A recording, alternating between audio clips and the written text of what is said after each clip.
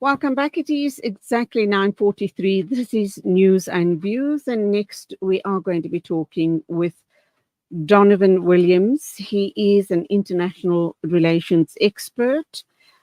He is also an IR expert, and he is a columnist with the Mail and Guardian. We're going to be talking about what happens next now that sleepy Joe Biden has dropped out of the presidential race. And does this also mean that Trump has gained some ground? What about Kamala Harris? Is she the next best contender? Will she be the first Black female or the first female and Black at that president serving the United States? All of those questions and more, which will be answered by Donovan Williams. Very good morning to you. Welcome to the program. Good morning. I don't know if I'll have all these answers because they are in the future, but I find it interesting. Speculation. We'll speculate. Calculated guesses. But it's interesting that you refer to him as Sleepy Joe Biden, but the show referred to him as Genocide Joe. Yes, that's right. Yeah, and I don't know how sleepy you are when you commit genocide or allow it to happen. But for me, is it Joe Biden who is Genocide Joe, or is it the Democrats, or is it the Republicans, or is it the United States? The United States as a whole. Yeah, I think. Sorry for the interruption. I think Western countries as a whole are complicit when we talk about the genocide in Palestine, because they all have vested interests that they're taking care of in the Middle East, and it suits them for this genocide to be playing out. But let's reserve that for another show. We are talking about Joe Biden having conceded that he doesn't have the will, the energy, or the sharpness of mind to continue with this presidential race. Well, I don't know if he's conceded it, but he certainly has said that, look, it's in the interest of the party and the interest of the United States that he just focuses for the next few months on the closing of his presidency. And then went on in that letter to thank Kamala Harris, but in a separate letter, a separate statement, he then endorsed her to succeed him. But I don't think Biden himself agrees with the party elite or the general view that he's Sleepy Joe. He is somebody who hasn't got the energy or the vigor. He does believe that I think he still maintains that he was ill on the day of the debate. But he cannot see, or he's got too many blind spots to see that the two interviews that came afterwards, the Lester Holt one, and then there was another one, I just can't recall who the interview was. He doesn't see anything wrong with those in terms of his ability to answer questions and so forth. So I think he's blaming a lot of people for this, and not necessarily admitting that look, it's a race too far for him. But be that as it may, the questions I'd just like to come in here with that. I think he's been pressurized into stepping down. And I think he needs to realize that even though there's just a 3-year age difference between him and Trump, people age differently. And obviously, Trump is a very strong candidate. He's in top physical, or so we assume, in top physical condition, even though there's just a 3-year age difference between them. Clearly, Biden is declining. He's becoming possibly senile. He's aging badly. It's the way it goes. And he needs to accept that fact and make way for younger people, possibly with fresh ideas and more stamina and energy to take on this role. But I think whoever comes into this position, whether it's Kamala Harris or anyone else, I don't think it's going to make much of a difference to the Palestinian situation. Not that we're discussing the Palestinian situation here, but it's not going to make any difference. I think their policies are just going to continue. And whether Trump comes into power or whether the Republicans or the Democrats is really not going to be any different as far as international relations is concerned and the rest of the world are concerned, because they look after their own interests first before they even look at any other country in the world. Look, you and I, this will be a wonderful conversation because you and I agree on quite a lot. There's just slight nuances that I'd want to add into it. Firstly, prior to the debate, or if the debate had occurred and we didn't have let's call it a senior moment without being ageist, by Joe Biden, would we still say that Biden would have won the election? Would be the question. Trump was, and now is even further ahead. And after the debate, he surged even further. But the question would be, would the Democrats had enough to defeat Trump and the Republicans and the MAGA movement, the Make America Great Again movement, would be the big question, would be the question that Democrats would have to ask themselves, that and not located just on Biden's senior moment. And then, of course, with the attempted assassination of Trump, he surged. He surged so majorly that no one wanted to be the nominee to replace Joe Biden, because the chances of beating Donald Trump in the presidential election grew even slimmer. And that would be the matter. The matter is that it's not about Biden or not. It is, are you able to compete with the Republicans as the Democrats? And if you are not, why not? Why not? Because it's not just a matter of Palestine. It's a matter of right now, even with Biden withdrawing from the race, and it looks like Kamala Harris, and we'll come to the speculation of Harris, how good is she a candidate, etc. But Kamala Harris coming in as such, would that be able to bring out non-Trump voters, one little bit across the divide, who changed their votes from Democrat to Republican, who had already decided to change their vote to Republican from Democrat, be it not just Palestine, but be it on a whole host of even domestic policies and so forth, that will you be able to attract them to vote for you, as well as those who came out in their droves to vote for the Democrat candidate in Joe Biden the first time around, will they now come back out? Because a lot of them have checked out. A lot of them have checked out. And this is the difficulty right now the United States has, is that, and similar, we can bring it back to South Africa at some stage in this conversation, is that is politics able, organized politics, party politics, able to attract the necessary confirmation and vote of confidence by participation? Because what you have is receding participation, declining participation. You can make the comparison, because it's a fair comparison, with the recent British elections, where supposedly the left has won, with the Labour Party trouncing the Conservative Party and other parties. However, that Keir Starmer's Labour Party has gotten less votes than Jeremy Corbyn's Labour Party, which although had lost, it had got less votes than in 2019 and 2021 under Jeremy Corbyn.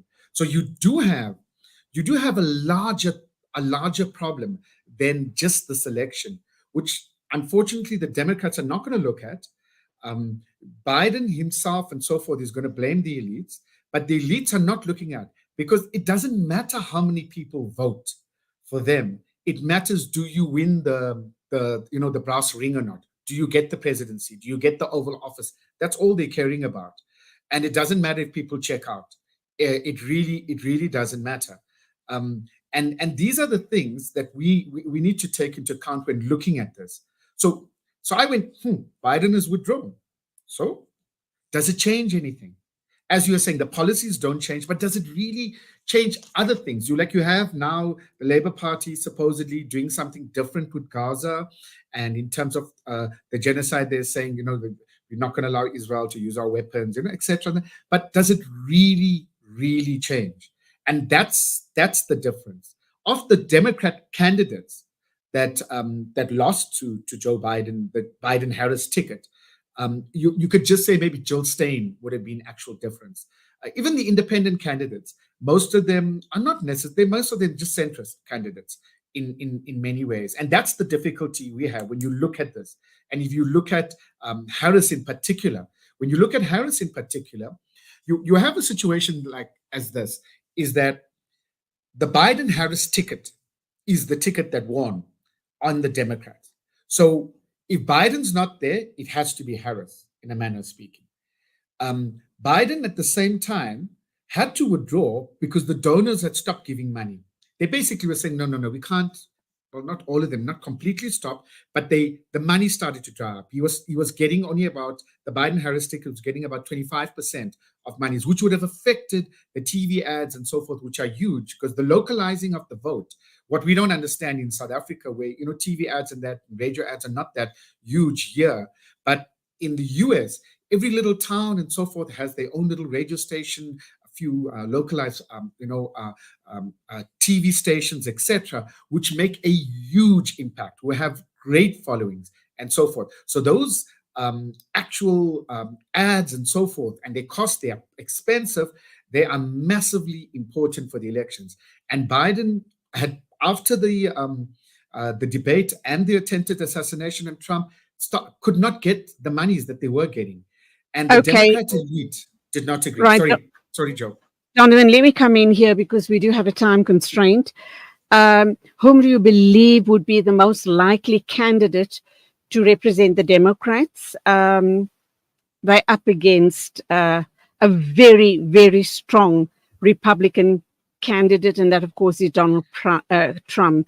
He just seems to have this way of speaking to the masses and getting to them and voting for him.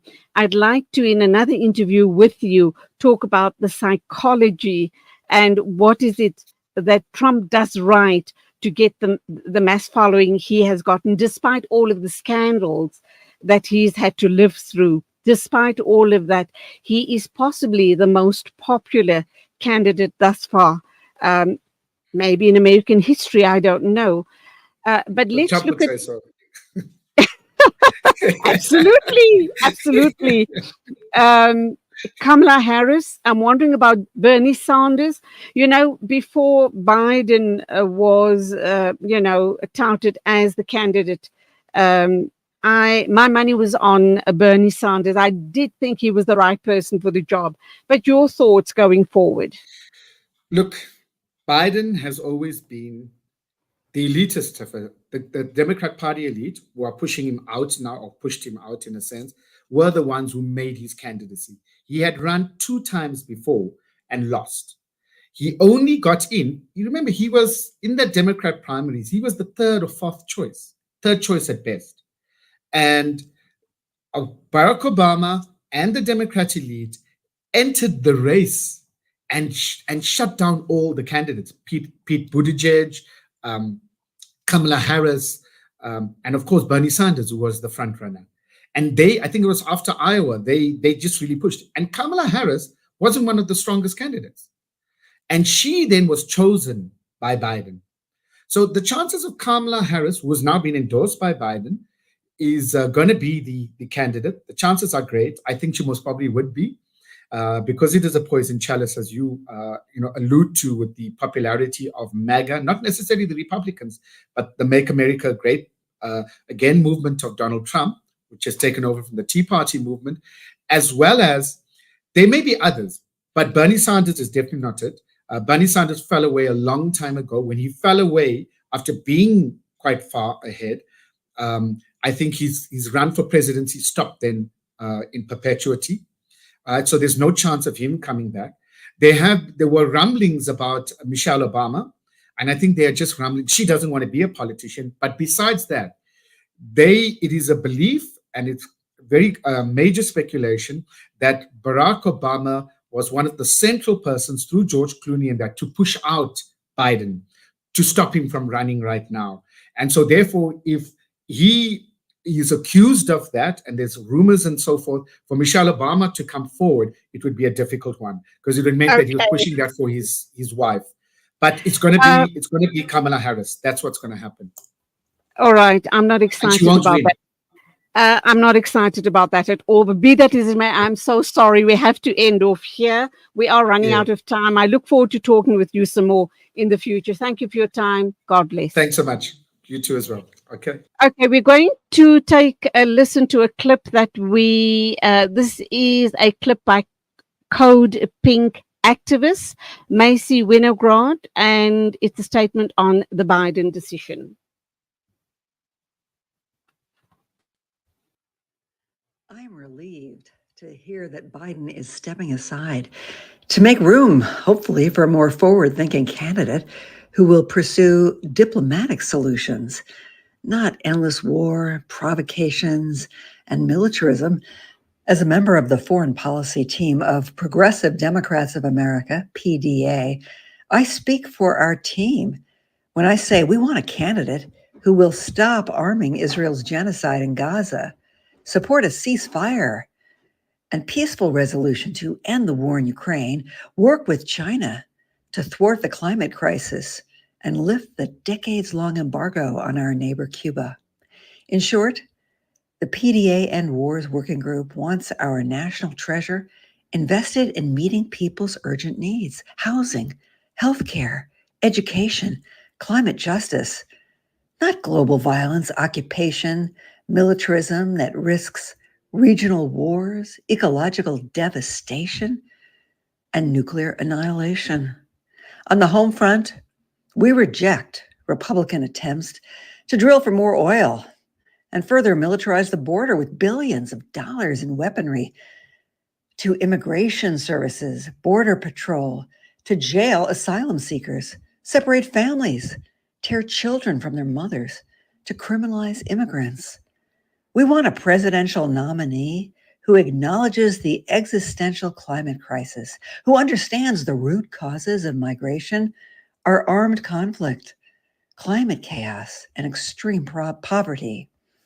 Our presidential nominee must support a just and humane immigration policy that provides a path to citizenship for the millions of undocumented workers toiling in the United States, as well as opportunities for immigrants fleeing persecution to seek asylum. Just as we do not support wars abroad, we do not support a war closer to home on the most vulnerable. Thank you. Thank you. And that's where we wrap up. Do remember that as we wrap up, we are going to be taking a listen to the Fired Up series by Hafiz Imran Chunara. He is a personal excellence mentor. So as I leave you till tomorrow morning, let's cross over to Hafiz Imran Chunara.